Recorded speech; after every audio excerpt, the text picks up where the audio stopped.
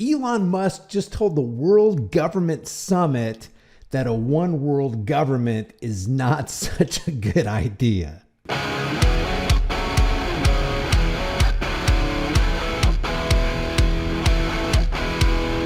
Hey guys, study after study shows that if you want strong bones and muscles, healthy hair, skin, teeth, and nails, you need the 5 types of collagen in your diet.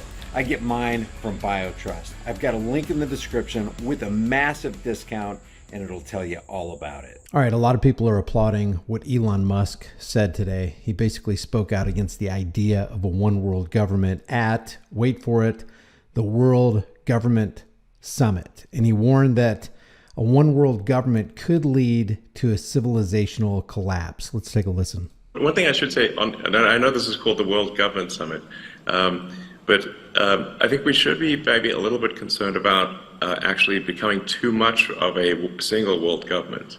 If I may say that we want to avoid creating a civilizational risk by having, frankly, this may sound a little odd, too much cooperation between governments.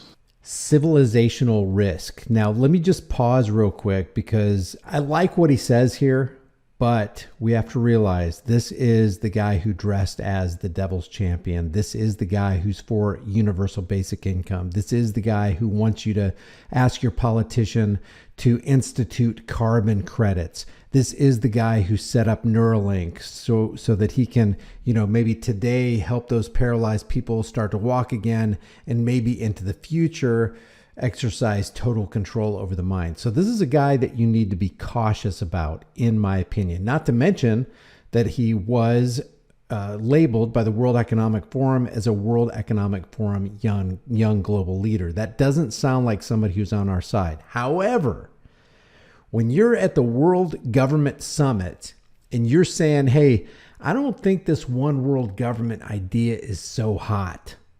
Because basically he's saying you're going to put all your eggs into one government basket. Well, what if the plan fails? Then all of civilization fails.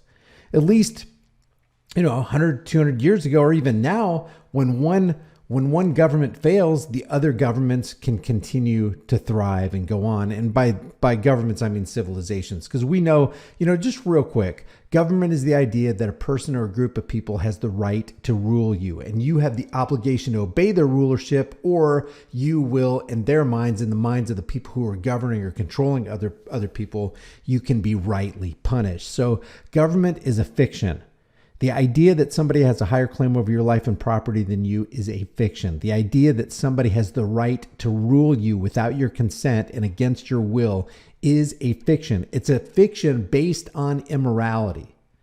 And what he's saying is, if you accumulate power, if you centralize power in one government, and then he doesn't talk about the one world currency or anything like that, but let's say that currency fails, then everybody who's instituted that currency, and if it's a one world government, it's everybody, then everybody fails. It's not a regional fail, it's a global fail. And that's what he's warning against. And I think that's an even keel, appropriate, measured response to a one world government at the World Government Summit.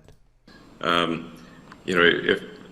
you look at, say, at history and the rise and fall of civilizations, really all throughout history, civilizations have risen and fallen, but it hasn't meant the doom of humanity as a whole, because there've been all these separate civilizations that were separated by great distances. And so, say like while Rome was falling,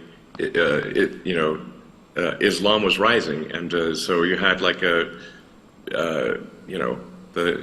sort of caliphate doing incredibly well while Rome was doing terribly, and that actually ended up being a source of preservation of knowledge and many scientific advancements.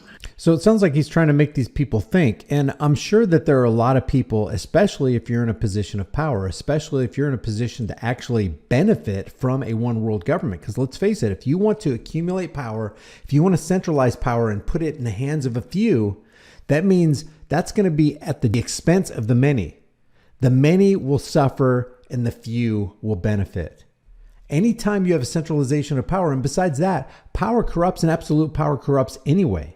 Regional power corrupts. State power corrupts. Federal power corrupts. Countrywide or national power corrupts. Can you imagine worldwide power? What corrupting, corrosive influence a worldwide corrupting influence of power can have on a person or individuals who are in the driver's seat of that one world government? It would be catastrophic to the entire world and to the inhabitants of the entire world. And many scientific advancements.